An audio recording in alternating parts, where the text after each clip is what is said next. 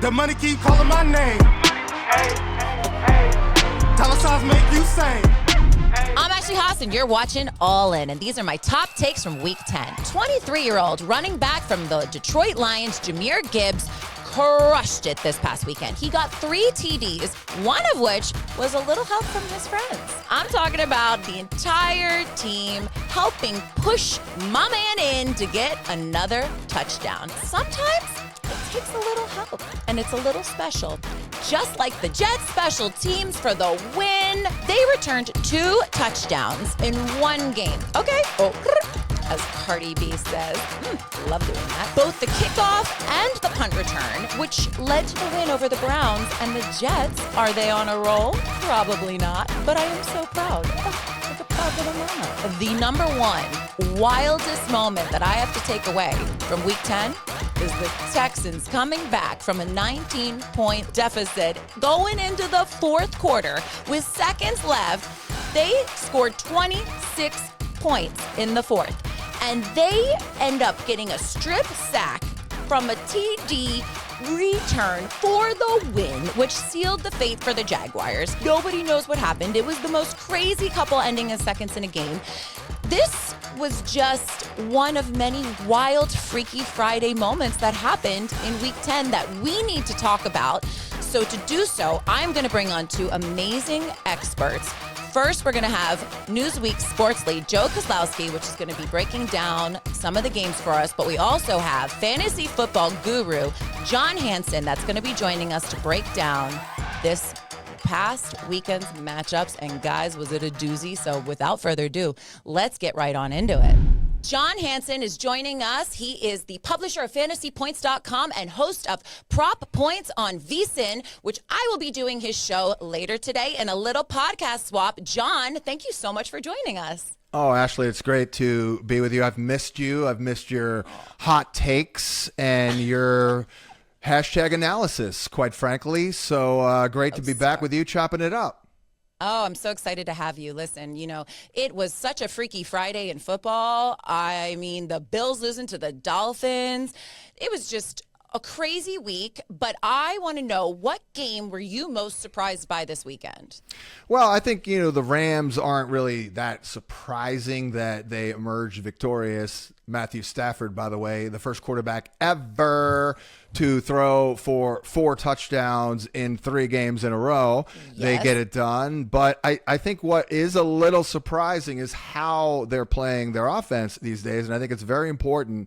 The Rams played 8 snaps of 13 personnel. That's 3 tight ends on the field in their first 6 games. But the last couple of weeks, things have really changed. They were in 13 personnel on 44.8% of their snaps last week. They got like 17 tight ends. They had like 3 tight ends making an impact in this 17. Game. Yeah, I'm exaggerating just a little bit, but they actually do have 4. And I believe all 4 of them got targets. So I think, number one, they averaged 6.7 yards a play. Out of these formations, 63% success rate. So I think the Rams, when they continue to do this, and they will, they'll be basically unstoppable because you're going heavy. You got better protection. You don't have as many guys out there running routes, but they do have these tight ends who are all pretty good receivers. So I think the Rams are going to be unstoppable, but B, the one loser out of this, and look, he's still going to do fine, is Puka Nacua, because over the last 2 weeks, he's only got a target share of 22% and 16%. First 6 weeks, my man was at 37%. 33.7%. So, he's still fine. He's still a wide receiver 1, but he may not have these huge ceiling games the way they're playing these days. Do you think that has something to do with the defenses they were going up against? I mean, because he still should be one of their main targets, but like you said, they have so many weapons. It's like, is that maybe the more of the reason why his stats have gone down a bit? Or do you think it's the teams they're playing against? I mean, the 49ers have been playing very well considering all, the injuries with quarterbacks and injuries on the whole team. And yet they still kept pulling out wins, except, of course, losing to the Rams, who scored 42 unanswered points. That's crazy. And the Niners only got 26. And yeah. I think it's a function of the league these days. We're not getting these big downfield plays as like we used to. It's been all underneath stuff and all that. So I think that's what it is. And we're not seeing a lot of 11 personnel. We're seeing less of it. It used to be everything. That's 3 wide receivers on the field. The Rams don't have a great third receiver either. So it's, in some ways, it's probably just good coaching because they do have a bevy of very good tight ends, including the rookie Ferguson, who made a big play. They got Colby Parkinson. They still got Tyler Higbee. And they have the other kid, Davis. So, I mean, they've got 4 good tight ends. It's so true. I mean, listen, and not only has McVay been incredible, but Stafford, just what an incredible year. I mean, age is just not a number for him, whereas it is for certain other quarterbacks like Rodgers. Yeah, because the who problem didn't even want to get hit. That's true. That's true. Rodgers is like an old man out there, and Stafford looks completely rejuvenated. He might not be human. I know he went in that, what was it, like that hyperbaric chamber or something like that. Like, sign me up for that puppy, because that thing worked. Whatever chamber he went into this summer, it's looking good. But also, most of these quarterbacks, Ashley, are not very good in the National Football League. They can't work through a zone. And they get confused. Like Bo Nix looked like he never played football on Thursday for week number 10. Whereas Stafford, the savvy veteran, there's nothing he hasn't seen. He could progress and work through zone coverages with the best of them. So that's another reason why he's truly standing out these days. Yeah, Stafford went for 280 yards, 4 touchdowns. He's just having the most incredible season, honestly. I want to know, the Rams are going to be going up against the Seahawks next week. Do you think that this will be a test, or do you think that the Rams are just going to blow away the Seahawks? Because the Seahawks have been looking pretty good, too. So this is going to be a telltale sign of who's really got it, like who's really a playoff Super Bowl contender. No question about it. And it is a fascinating matchup on a lot of fronts because Seattle is doing the exact same thing that the Rams are doing. And that's one of the reasons why Jackson Smith and Jigba is going off, because they've got multiple tight ends on the field. So they don't have 3 wide receivers out there running routes often. It's just 2 guys, maybe even 1 sometimes. And that's why JSN is getting all the love. And the Rams are very suspect at corner on the outside. So I think this will be a bonanza. Start him if you got him with the Seahawks hosting the Rams. So it should be a great game with a lot of scoring. These teams are kind of mirroring each other, and they're both kind of unstoppable.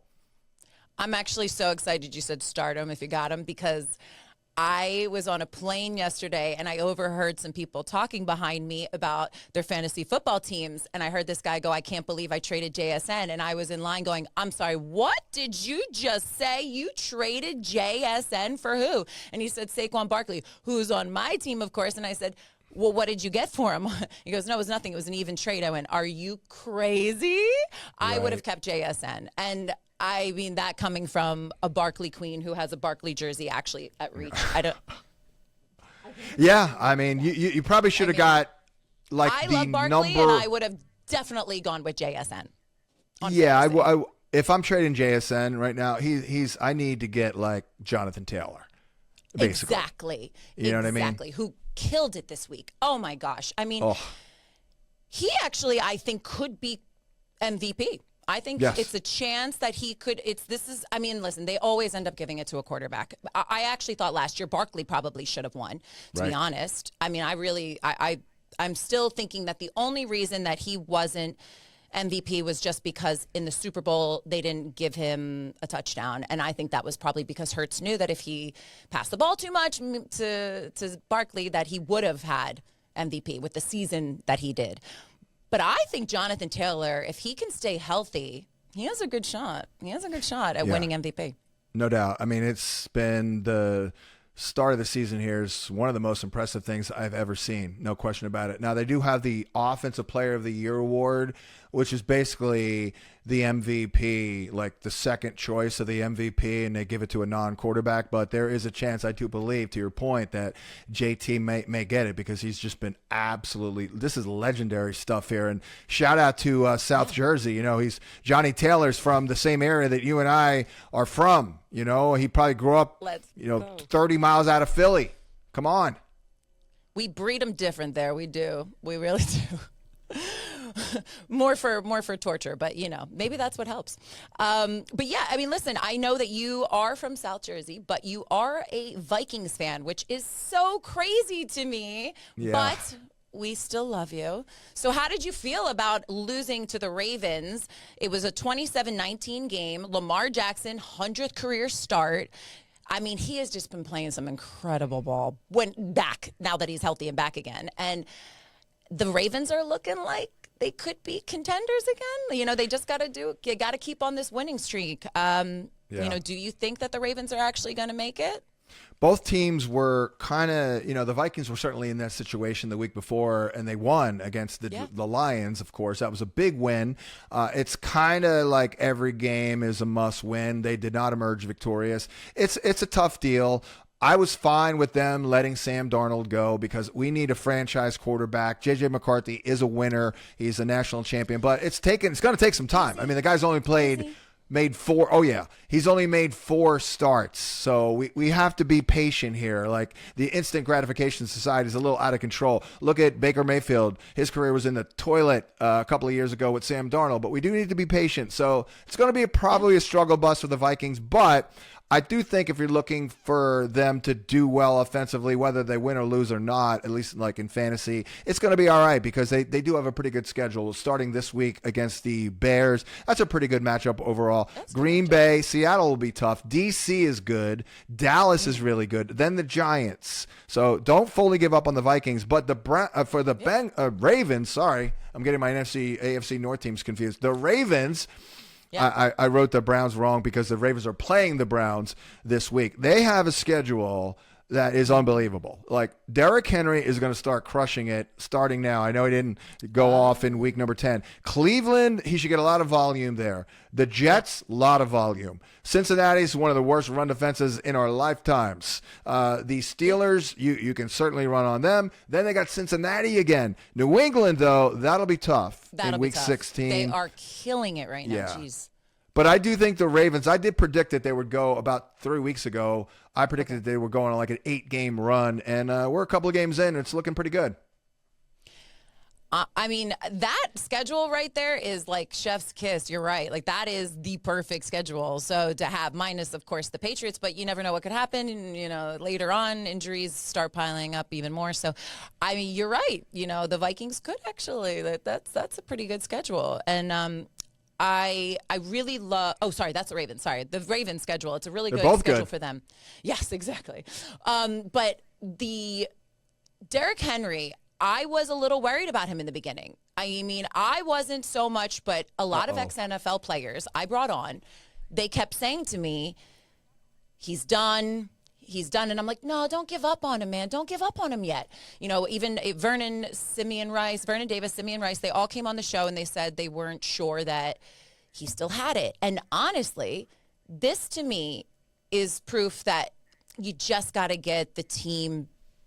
The team needs to be a team. It's not only a one-person thing. And and if he goes, he is now, I think the king is back. And I'm so happy to see it. Going into week 10 against the Vikings, Derrick Henry in games with Lamar was averaging 5.9 yards a carry. So, the eyeball test to be looks fine, and we have fantasy points data. We have all these data points. Data points look good. He's doing well before, after contact. With Lamar. So to your point, they need to be holistically together as a team with Lamar and Zay Jones and Mark Andrews, all things working in unison. And all of a sudden, Derrick Henry gashes you for 30. You know what I mean? So they will be good to go. They're going to make the playoffs. Start Henry for sure. Yeah. Keep going with them. I don't know if they're going to make a deep run into the playoffs, but they will, in fact, I believe, make the playoffs. I agree. I think they're going to make the playoffs, and I think they might I think they're going to phase out quite early on, but I do think they'll make it. I think there's nothing worse, by the way, than making the playoffs and then losing out early. I'd almost rather not make it and get a better draft position, but that's me.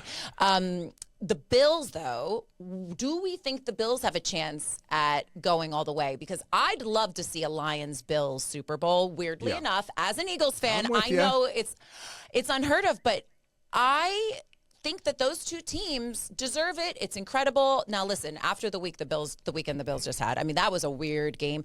I do say I didn't like the point spread. It was 9.5 points. And when it's a division rival at 9.5 points, I never do that. I think it's just too iffy. These teams, know each other fully. Yeah. It's just, I never touch it. So I actually took the under on this game. Nice. The total was 50.5 points. I took the under. The total ended up being 43. So we got a Nailed it. But I am in shock that the Bills lost that much. 13-30? Yeah. I mean, I know. They're flawed. They are flawed. The team goes as James Cook goes. James Cook is their identity.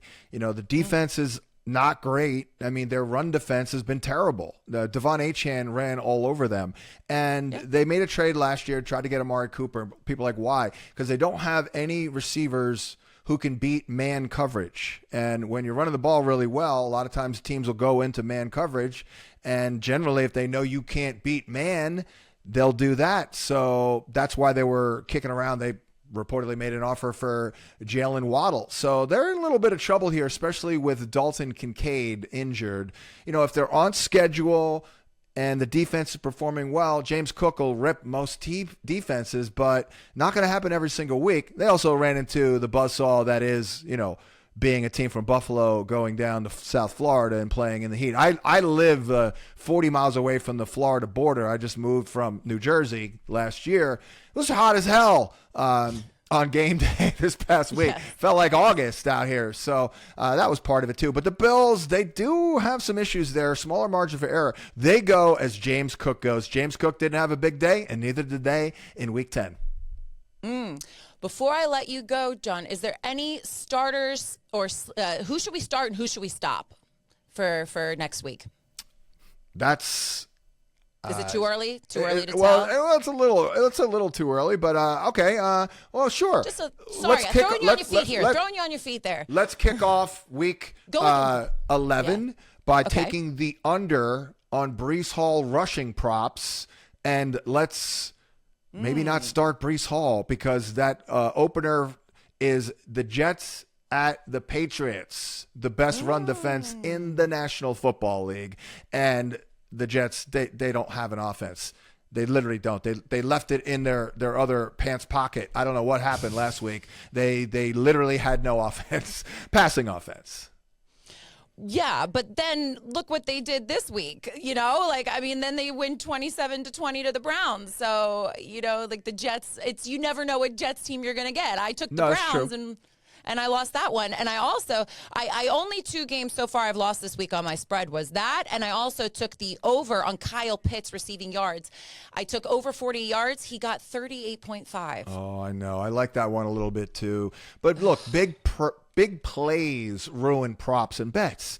They had 2 special team scores within like 20 seconds. So that's 14 points. You can't account for that when you're handicapping it. I know. It's too hard.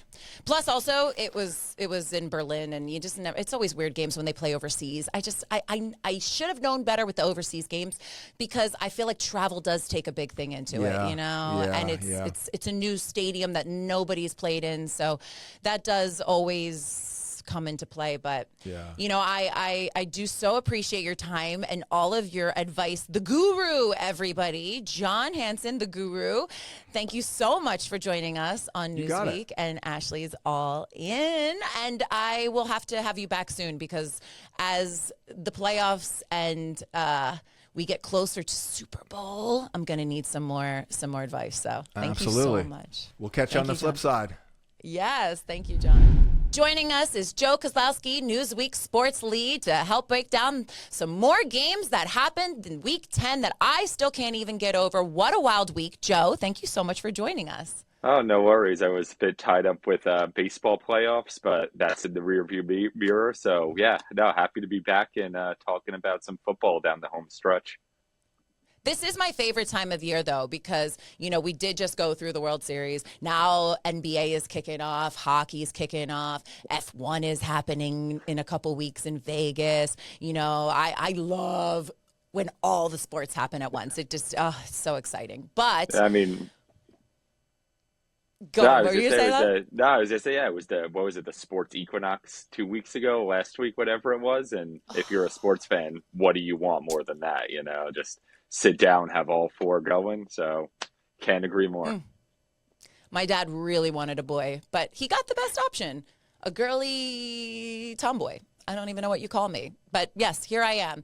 And I am obsessed with sports. I am obsessed with football as my number one passion. And I did not wake up early enough, though, to catch that Berlin game, the Colts Falcons game. Did you watch that live? Because I had to watch the highlights. Yeah, I was jumping back and forth as you were talking about all the sports. I'm a big soccer guy, so that usually takes up my Oh. weekend morning. So I was checking on the score and flipped over for the final couple of possessions, saw it go into overtime, and yeah, so I got Hmm. bits and pieces, and then I'd say fourth quarter through OT. That was on the Yeah. big screen from that point. That's fair. What a wild game. I mean, the Colts win it in overtime, 31 to the Falcons 25. Jonathan Taylor went off. We talked about Jonathan Taylor earlier with the fantasy football guru. I mean, this guy had 3 touchdowns. He went for 244 yards. He is just, honestly, I've said this before, I think he's going to possibly be MVP. He is a candidate, at least for sure. He is incredible. The Colts just end up tying the game with the 44-yard field goal. It was a wild ending that, if you caught it, was incredible. I watched the highlights, but I'm glad you got to watch that. No, for sure. And I think that if we're talking about the Colts, the question for them all year and probably still going forward, honestly, is Daniel Jones. Do you trust him to be the quarterback that gets this team over the hump? Mm-hmm. And if you look at yesterday, you got to feel good about it, like you said, to sort of get you through that game. To be, I'm sure you saw the highlights, bleeding from the lip at Oh the my God! final It couple looked drives. It looked, first of all, I was watching on the plane, so I watched it and I thought, did he get his lips done? What is happening? It looked like he had Kardashian-style lips. And all I could think of was, what happened here? I didn't have the context because I didn't have my headphones. So I was watching it so confused. But yes, he had the bloody lip. Somebody that was a good fit has been Baker Mayfield for the Bucs, although they did take an L this week. The Bucs lost 23 to the Patriots 28. I mean, this Patriots team, man, they came to play. And I have been loving watching them. I hate to admit it, but this is like Brady-style football. And speaking of Brady-style football, this was Brady Bowl. This was Bucs versus Patriots, the 2 teams Tom Brady won a Super Bowl with, and he got to announce it, which was kind of fun to watch. Him and Gronk, both of them, both playing for both teams. I think they're both always going to be Patriots at heart, but yeah, but I mean, this was such a great game. Oh my gosh. What were some of your biggest takeaways from this? Yeah, I got a couple of places we could go. We want to talk about former Patriots. You got to give Mike Vrabel the tip of the cap for the job he's done there. Yeah. You want to say more on the Bucs, so you talk about again the lack of Bucky Irving is really weighing on them. And again, I think you have to feel if he's in there, maybe this game plays out a little bit differently. But no, like you said, a great game of football and 2 good teams that are. I know we thought the Bucs would be probably good, maybe not as good as they started out the year. But yeah, no, 2 teams that are playing good football, going to be in the postseason conversation down the stretch. I believe it's what the Patriots are looking pretty locked up at this point, even if it becomes a wild card just based on record. So Yeah. yeah, no, like 5 different places we could go for this game, but that's what we want, right? It's no better to have a great game we can go everywhere with than a stinker. So. The Patriots have won 7 straight games in a row, and they actually right now are tied in the league with the Colts and the Broncos with an 8-2 record and a 4-2 conference record. So this is fun for me to watch between, who is going to take it. I love the Colts, the Broncos, and the Patriots. These are 3 teams that we don't really talk about that often. And I love seeing the underdogs come up. And I feel like the Broncos are a team that we kind of keep pushing to the side, but they are 8-2 as well. So they keep pulling out ways to win. And, this wasn't this is something that I've taken them almost every week. I didn't take them this week, but I am loving this really tight race. And I'm really into Drake May. I just think that he has been playing incredible, truly incredible. So we'll see. But the AFC is definitely it's a tough little race there. It's going to come down to the final couple of games in their schedules. I think this is going to be one that maybe it's more Colts versus Patriots, but who do you think would end up winning the division in the AFC? If you had to choose right now, who do you see winning and taking it all? I've got to be a little nerdy about this for a second, but I think if you look at the schedule, that is really a strong thing in the Patriots' favor. And I know a lot of the talk has been that they really haven't played any tough teams so far other than the Bills a couple of weeks ago and the Buccaneers this past weekend. But also, if you look at who they have left for the rest of the year, they have Jets, Bengals, Giants, Bills, Ravens, Jets, Dolphins. So really only you have to worry about are the Ravens and the Bills. The rest are wins. There's two losses there. 2 losses and the rest are wins. Yeah.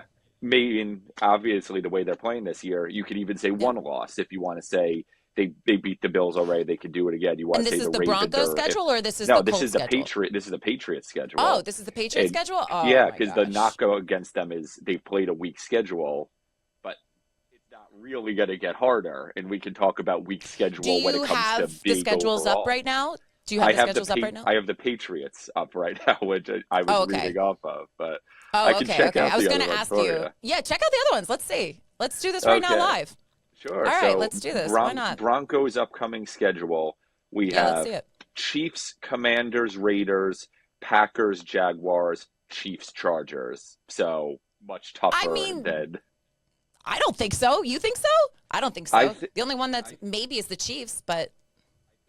You've got the 2 against the Chiefs where you split those if you're being generous. Then you say the Chargers is a week 17 divisional game that could determine the division. I don't want to take it down to the last weekend, no matter what we're talking about there, just because a divisional game with the season on the line, the ball bounces off somebody's butt, the ball goes 1 inch to the left on a field goal, your season's completely different. So I don't want to rely on that. I love that you gave it a 1-win, 1-loss as a Chiefs fan. Good job. That's.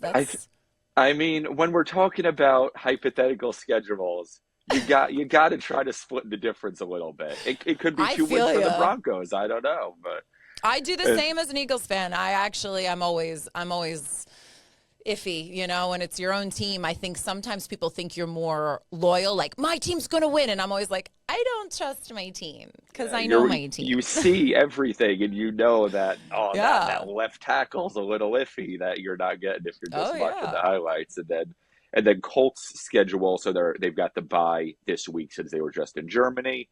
And then they go Chiefs, Texans, Jaguars, Seahawks, 49ers, Jaguars, Texans. So that's terrible. That's a bad schedule. That's a lot of losses. Okay, so that actually, honestly, the scheduling is so important. It really is. That's going to be a telltale sign right there. I don't know. But I will say, when you just said the Texans, weirdly enough, the Texans come to play. I used to say they're like almost similar to the Jets this season. But now they've been really having CJ Stroud, he keeps coming back and does these incredible things. They were down and they came back and scored from 19 points, fourth quarter, end up winning the game with that ending, with the seconds to go. It was just such an incredible ending. The Jaguars end up losing 36-29, and the people who put money on the Jaguars with the spread and it just killing that 2.5 point spread. It was Oh, it's one of those things you just watch and you go, what just happened? Did that just happen? There was like 3 seconds left. What just happened? You just hear the screams coming from across the country when the that final score goes up. But no, but like you're saying, it's what we love about sports is just those sort of moments. And yeah, again, like you were saying, I think I was reading that in the meetings before the game, DeMarco Ryans was showing his team a video of a boxer who hurt his shoulder and still knocked out the other guy, and he was saying that's what we do. We show up, we fight. We're not going to throw in the towel, and that's exactly what you got. I don't think there's a better example than that what was it, a 26-point fourth quarter, I think it was. And yeah, it was 26 points. Like, that is crazy. And especially when you had a 19-point lead going into the fourth. That's just crazy. That to me is that's a coaching issue right there. That should never happen. Never happen. And it's been happening way too often that these teams are making these comebacks in the fourth like that. And I mean, to me, I don't even want to talk about it, but I do want to talk really quickly about the Chargers against the Steelers. Aaron Rodgers looking like an old grandpa, not wanting to get hit. He looked so scared. I mean, the Chargers looked great, and the Steelers only scoring 10 points. I mean, that to me was a telling game, and I think that honestly, I'd bench Rodgers after that. I'm sorry, but I would. I've been saying this for 2 years now. His age is really showing, and that was it for me. Watching that game and watching him be so scared of even taking a hit, getting a safety in your own, in the end zone. Like, what? How do you even let that happen as such a vet? And the worst part is that this also happened last year to him too. So, this is not the Rodgers we once loved and knew. And I think it becomes a time where you're like, listen, I'm not going to be modeling with a walker, okay? No one to hang it up, my man. No one to hang it up. No one wants to see their legends go out that way. And I think this should be, and probably will be, his last season. Yeah, and I think I'm paraphrasing his quote from after the game. I think he just said, like, "Oh, I just couldn't get the ball to DK. I got to do better there." But when you have DK Metcalf, like, that's why you get a guy like DK Metcalf to be the guy who you can throw it up to, who could be the big body, who can make something happen, who can help the quarterback out. And when you can't get him the ball, I think that says everything that it needs to say. But no, exactly. DK like is just saying, being wasted there. Wasted. But no, it's like you were saying. I think the Steelers, we can see it. The Steelers have to see it. They had to know what they were getting into with Aaron Rodgers and think, oh, maybe we can squeeze a year out of him. We've got players around him. He doesn't need to be the guy, but he's not even not being the guy. Like you said last night, he's actively not helping you win in a game like that. So what are you doing if you're not helping the team win? I bench him. I'm sorry to say it, Do but you I really bench feel Rodgers. that bad about him that you're going Mason Rudolph the next week? No, I don't like Rudolph. Ugh. But it's a rock and a hard place choice. I know. Who else do they have? They must have they have somebody else. It can't be Rudolph as their backup. There's no way. Rudolph's got to be the third string. Who is Rodgers' backup? Because it cannot be Rudolph. Depth chart right now. Rudolph has always been third string. Pickett went, so he's not there. I don't even know. Depth chart is Aaron Rodgers 1, Mason Rudolph 2, Will Howard on IR, and Skylar Thompson on IR. So God, how is that your backup? He has been the backup for so many years. He has never done anything, and not only that, it's like, oh my God, that's a coach. Listen, I love Mike Tomlin, but get a better backup. I'm sorry. Yeah, you gotta have a contingency plan, and you can say, oh, we don't need the backup, but you can't fall off a cliff. There'll be obviously a step down, but you can't fall off the cliff so dramatically that you can't make it. Yeah. It's a real win-win situation, I guess. The one thing I will say about watching the Steelers versus Chargers game was that I honestly felt young again. Because watching Aaron Rodgers look so old made me feel so young. So maybe we keep Aaron Rodgers, maybe we just keep him there a little bit longer. Yeah, just trot him out for a couple more years to make us all feel good. Yeah. Exactly. So, well, anyways, I adore you so much, Joe. Thank you so much for coming on and joining us and giving us your takes on the recap of Week 10. I can't even believe we're already here, but we will definitely get you back again for playoff chat. So thank you so much, Joe, for coming on. Joe Kozlowski, everybody, Newsweek sports lead, and always love your advice. And I'm so sorry, but I hope your Chiefs lose next week. Hey, we'll see what happens. It's a roll of the dice at the best at this point. So I'm sure you and I will have something going on the side, but we'll see. Yeah, can't wait for playoffs. I can't wait. Oh yeah, that's the real conversation. Yeah. Well, we will see if they make it soon. So thank you, Joe. I appreciate you. Thank you so much. That's our show. Don't forget, tune in Friday morning where I'm going to be giving you my locks of the week and a Week 11 game preview with more special guests to come. So stay tuned. I'm Ashley Haas, and I'm all in. The money keep calling my name. Tell us how to make you sing.